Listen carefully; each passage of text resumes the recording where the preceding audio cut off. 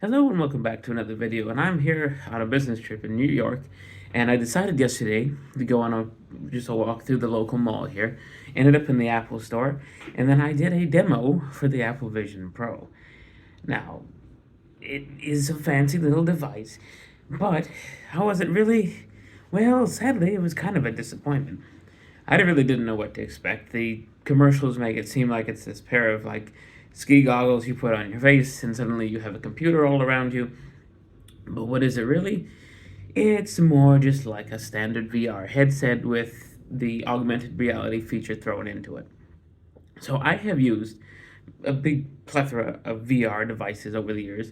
I started back in the day when you used to just put your phone inside of the little headsets, and then it made fake VR using your phone and two pictures like that. And then I went on, I've used both PlayStation VRs and I've used the Oculus Quest. So I have a pretty good sample variety of VR devices. I haven't used the Valve one, but that's that was also incredibly expensive. I also haven't used the HoloLens, but that was also limited quantity. So this one, it is not a VR, it is not augmented reality, it's mixed reality. So you have a mode where you can be fully immersed in virtual reality, or you could have it where you could see through it, and you could be augmented reality with things appearing in the air around you. Now, the demo, of course, I could only do what they offered in the demo, which was a couple of games, an interactive movie scene around you, a few things to do with pictures. So of course, I don't have the full 100% experience that maybe is possible with the device.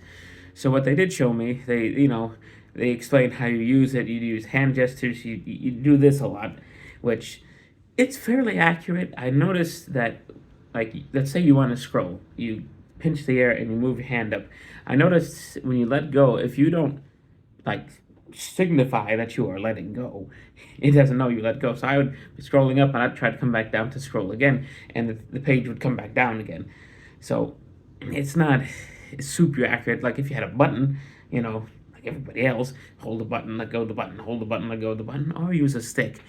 Those are much more accurate. This pinching and everything they want you to do, zoom, unzoom, scroll, all, while doing this.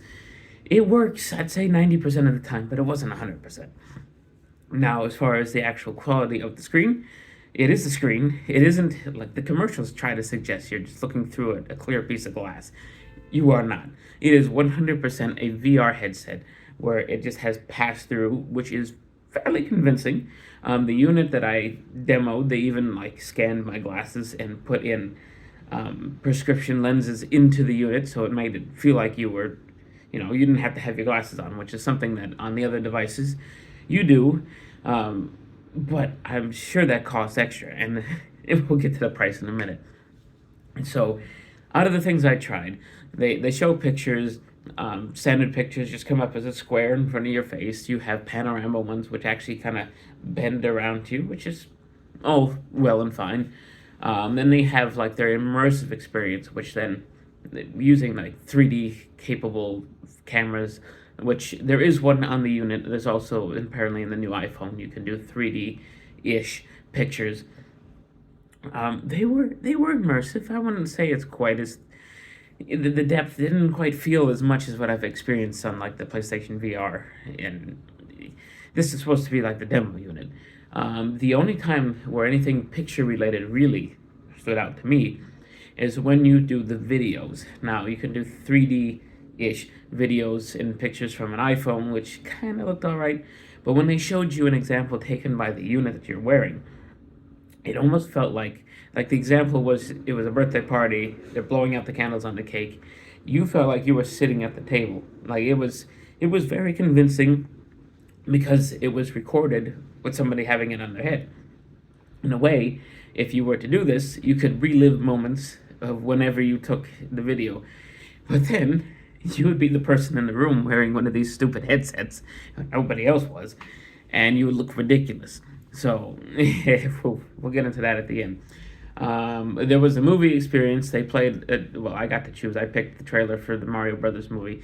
It was just kind of like a big rectangle on the screen. and that's when they, there's a little dial here. You turn off the real reality, and then suddenly you're in like that's lakeside in some forest, and then you still just have a screen that's just kind of like a box. It's kind of like having a home theater, but the problem is you're the only one that can see it. So, for the money you're spending on this, you could buy a full home theater as long as you have space for it. The games, the game that they had a few games on there. The game that I chose, which is once again this is preloaded, it was literally an iPhone game, and it literally said tap to throw the ball. You were going through like this tunnel, and there's like glass things, and you tap, and the ball throws. You aim with your face. It has a full eye tracking. That's how the whole thing works. It's eye tracking, and then this motion to select. But that's all you have. And I told the guy, like, look, I've used PlayStation VR, I've used Oculus. You have much more control using a controller. Like the Horizon, what do they call it? Like the Horizon Forbidden West. It was the VR version where you're doing mountain climbing, and you reach your hand up, you see your hand going up, and then you squeeze the trigger as if you're gripping your hand. This really didn't have that in a way. It kind of tried. So the guy said, I never usually show this one off because I don't really know how well it worked. He threw on like this like DJ equipment, like it just like turntables and sliders came out. It didn't work very well at all. There were sliders that you could grab and move. There were records that you could try to like scratch like that, but it wasn't very responsive. Especially when you're trying to move the records. Like the left one went once for me, the right one I couldn't get at all. The sliders weren't fully responsive. It really was a terrible thing for him to show me. But yeah, it's so limited because this is all you got. And yeah, you can do, you can look like a crab. You can have maybe two, but you're really limited on what you can do with this thing because there's no controller. There's nothing for you to hold. So gaming's out of the question. How does this work as a computer? It's working about as well as an iPad does. It's basically an iPad thrown into a headset because it looks like iOS apps. It's running iOS apps, essentially.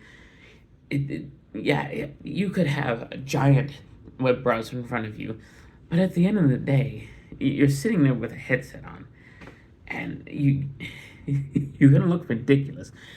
Um, do you ever see anybody with VR just walking around the street? You don't, for a reason. And yeah, for a little while, apparently people were doing that with this thing. But it gets to the price. It's $3,500. This is all stuff like it can do kind of what a phone can do, but it doesn't have cellular service, so that's out the window. It can kind of do, because they call it spatial computing unit, it can kind of do computing, but not really. It's not good. It's not a Mac replacement. It's not a phone replacement. It's its own thing. It has a cord attached to a battery, which something the Oculus doesn't even have. So it's kind of like it doesn't do anything well enough to justify $3,500 in my eyes. It's really kind of like the bad version of all of it thrown together. Yeah, it's got a good screen, and yeah, it is responsive, but it's not worth $3,500. If it was glasses size, like the old Google lenses were used to be, or Google Glass, where you wore glasses and you saw things, that would be worth it. I would say yes, if you could get it to fit in the profile of glasses, that would be worth it. But the fact that it's the size of a full VR headset, and really it does all of it worse than everybody else, not worth it. So let me know if you have one. If maybe it gets better when you own it, but the demo was not convincing. And I'll see you next time.